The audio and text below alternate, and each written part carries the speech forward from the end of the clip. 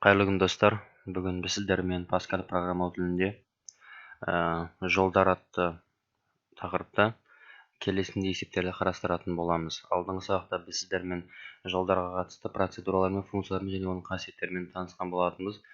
Бүгін сол қасиеттердің кейбір түрін пайдалану арқылы төменде берілген есептерді қарастырамыз.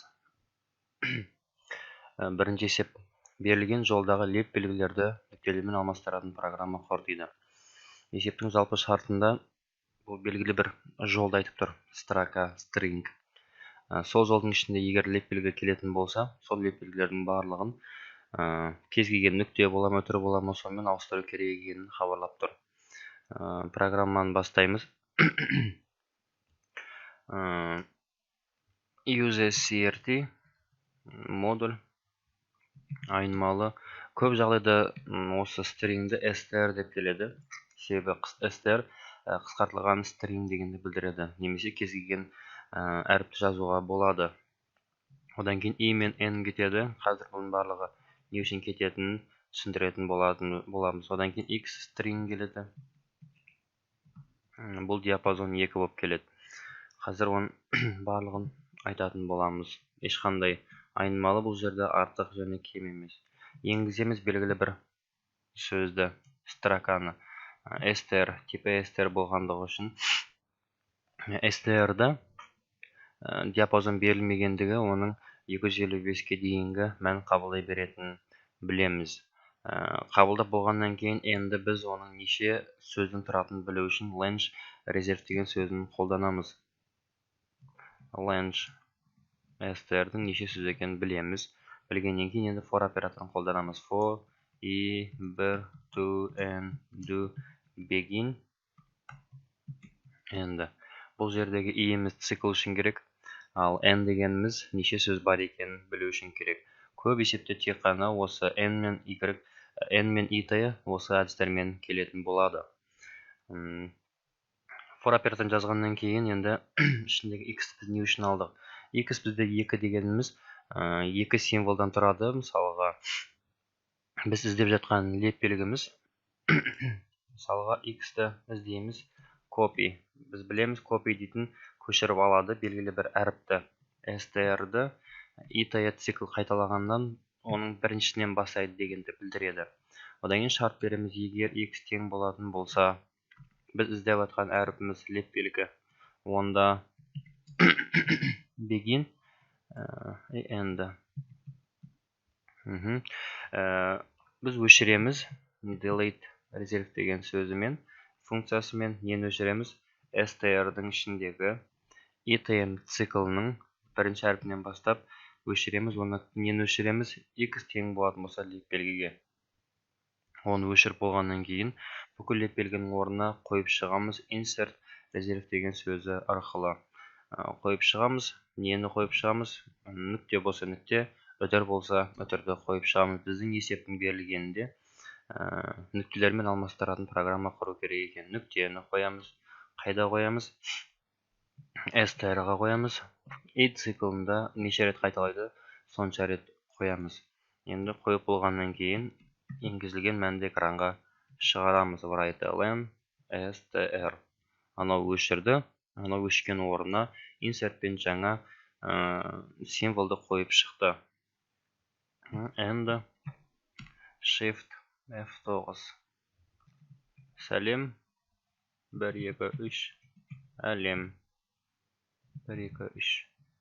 Міне қазір біз көріп отырғанымыздай кез келген леп белгінің орнына сөйлемді қай жерінде келсе, сол жердің нүктені қойып отырады.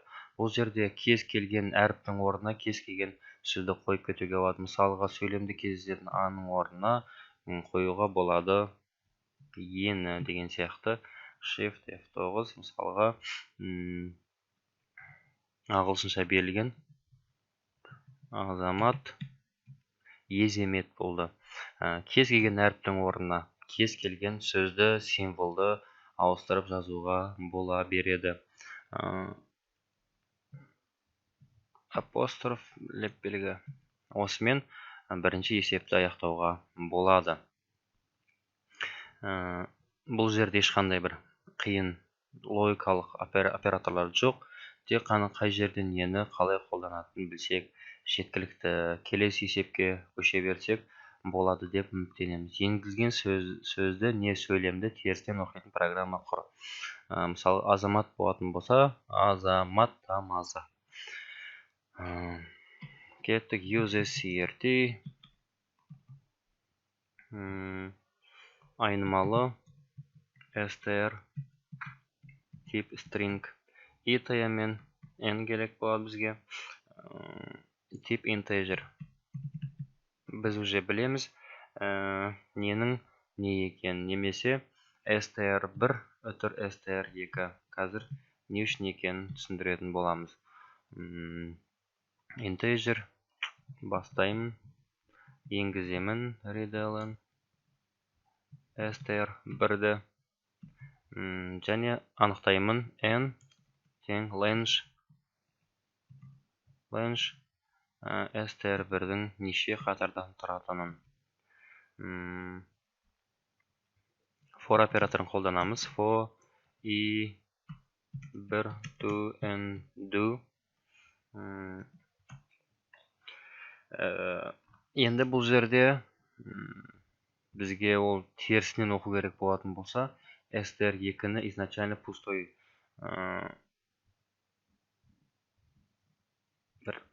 str2-ні пустая строка деп алсақ болады. Себебі қазір осы str2-нің орнына мәндерді қойып шығатын боламыз. Функцияның ішінде str2 тең болады. str2-ге қосамын көшіріп алынған әрбір әріптердің str1-ді және цикл артқа қарап қайтады.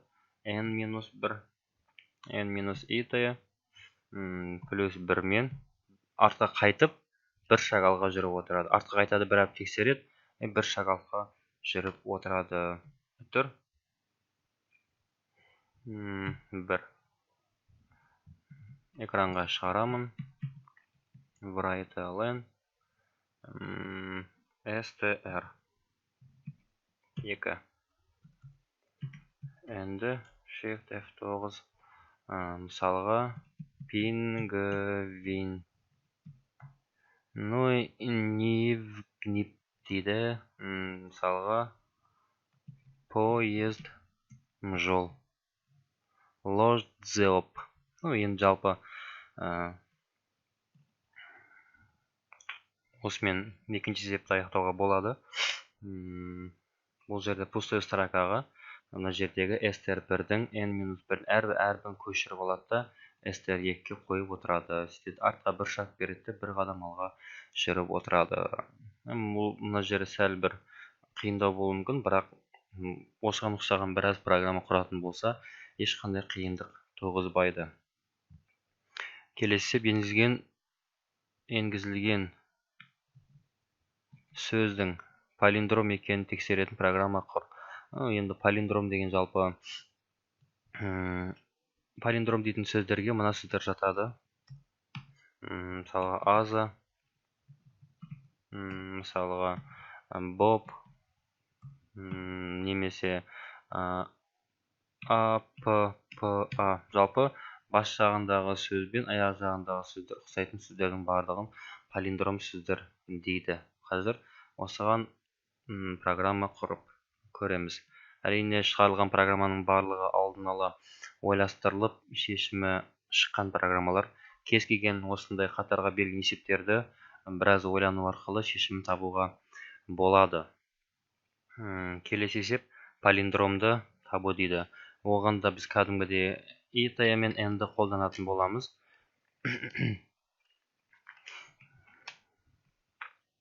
UseSCRT айнымалы str бар. String. Одан кейін кетеді бізде k, итая, n, integer, fl, boolean. логикалық тип қазір қарастыратын боламыз. Begin, readLN,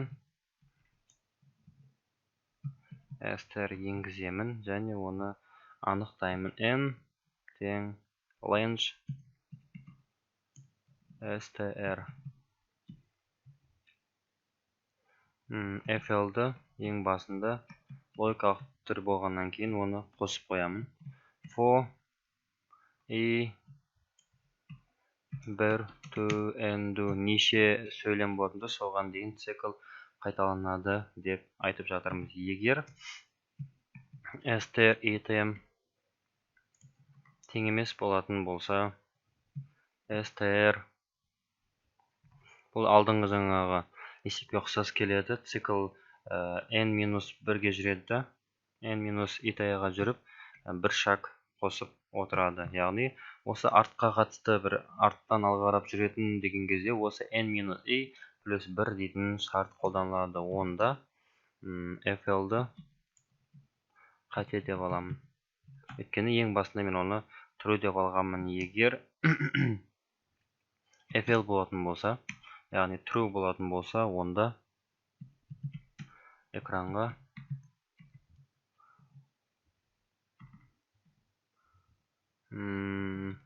palindrom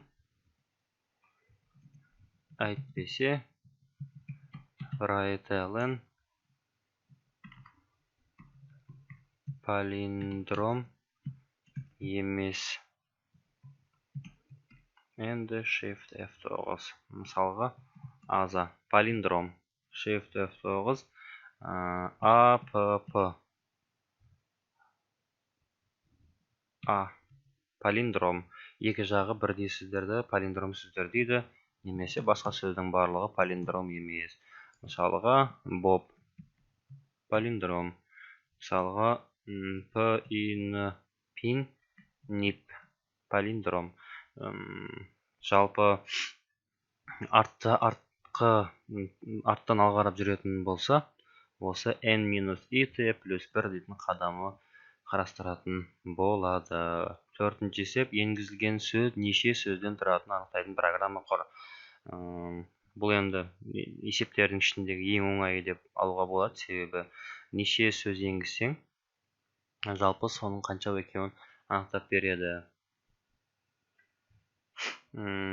Қарастырамыз. Uses CRT айнымалы var str string итая k n integer бастаймын. Неше екен анықтау үшін k қолданамыз, пока ол 0 болады. K бізде неше екен санайды.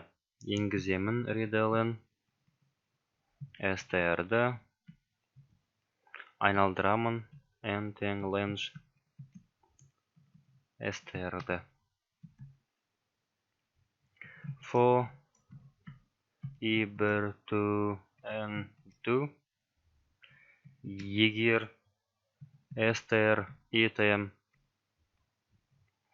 тең болатын болса, апостроф, яғни бос әрекет, онда әрбір пробелден кейін k-ға инкремент k болса да болады, немесе біреуін қосып отырса да болады. Яғни әрбір пробелден кейін уже бір сөз деп саналады. Экранға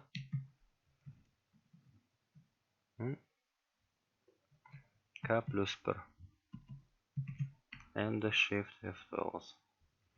Белгілі бір сөйлем. 1, 2, 3. 7 сөйлемнен, 7 сөзден тұрады. Сөйлем 1, 2, 3, 4, 5, 6, 7. Ешқандай қиындығы жоқ. Мен поезд жолда келе жатырмын. Өттір. Алдымда пингвин бар.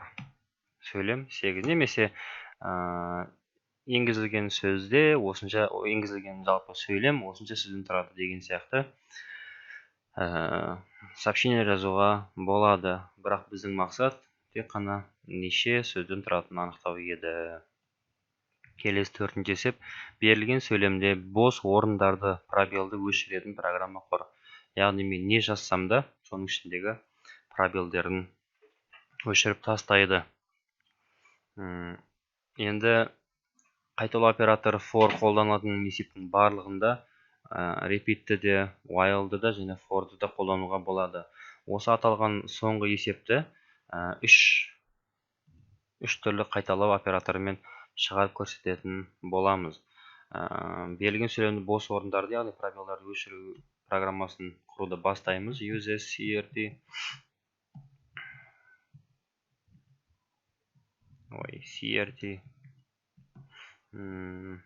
айнымалы str тип string. Тағы да керек болады p, n integer. Бастаймын begin, енгіземін readln str'ді n тең lang str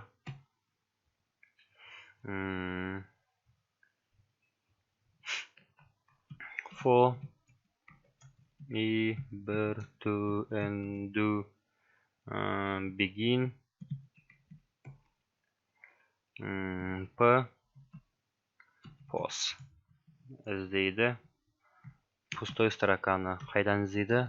Постан іздейді. str'дан іздейді. str'дан, яғни енгізілген строканың ішінен осы бос нелерді іздейді. Егер p тең емес болатын болса нөлге, яғни барлығы бар болатын болса дейді пробелдар, онда begin өшіреді str өтір p-ны нешіншінен бастап, біріншінен бастап p-ны өшіреді. P деген бізде қазір пустой строка, яғни пробелдар. Осы пробелді өшіріп тастайды дейді. And else. Енді ана жерде begin end'іні қоймай қойға болар еді. Жарайды, break. Яғни break дейтін таңдау операторынан білеміз. Жалпы аяқтау. Экранға шығарамыз. readln str'ді. And shift F9. Міне кез келген пустой строкалар бар жердің барлығын программа автоматты түрде алып тастап отырады. Мейлі ол 2-3 пробел болатын болса да, цикл оны алып тастайды. Себебі цикл әрбір қайталаған сайын бір-біреуден тексеріп отырады. Екеу болса, біреу, екеу, үшеу, төртеуіне тексеріп шығады. Барлық жерін оның delete p-ны өшіріп тастап отырады. Бұл енді for операторымен шыққан есеп. For операторымен шыққан есептердің барлығын негізі repeat'пен де және while'мен де шығаруға болады деп айтқан болатынбыз. Бірақ негізгі тиімдісі оның for оператор, бірақ осы есептің соңында қазір repeat until қайталау операторын қолдануды көрсетейік. Repeat қайталана береді. Шарт. Міне for'да қарайтын болсақ, i-ден n-ге дейін деп тұр. Демек, until қайталанады i үлкен немесе тең болғанға дейін n-ға. Енді for'ды өшіреміз. Енді for'дың негіз қасиеті i плюс 1 автомат түрде өзі кете береді. Бірақ бізде енді repeat'та ондай қасиет болмағандығы үшін әрбір циклдың соңында i тең i плюс 1, яғни i-ді 1-ге артып отыру керек. End-ні алып тастасақ болады. Себебі begin and the bar немесе мүлдем алып тастасақ та болады. Shift F9. Мәні программа дұрыс жұмыс істеп тұр. Ал while мен келетін болсақ, while мен repeat'тің шарттары тек қана орын ауысады. Қазір көрсетеміз. While шарт и енді таңба теріс қарайды. Кіші немесе тең n-ға болғанға дейін do begin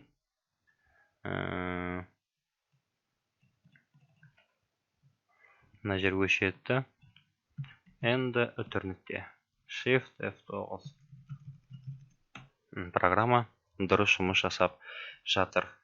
Біз қазір сіздермен аталған 5 есепті көрсеттік. Алдыңғы шыққан осы 4 есепті де осы while мен немесе repeat пен шығаруға да болады. Бұл енді жалпы жолдарға арналған шағын қарапайым есептер. Көп есептердің барлығын осы әдіске ұқсап, неге есептің барлығы осы жерге дейін өзгермейді көп жағдайда. Енді бір-екі айнымаға қосылып өшуі мүмкін, бірақ көбісі осы әдіспен орындалып отырады. Келесі сабақта аман есен жүздескенше сау саламатта болыңыздар.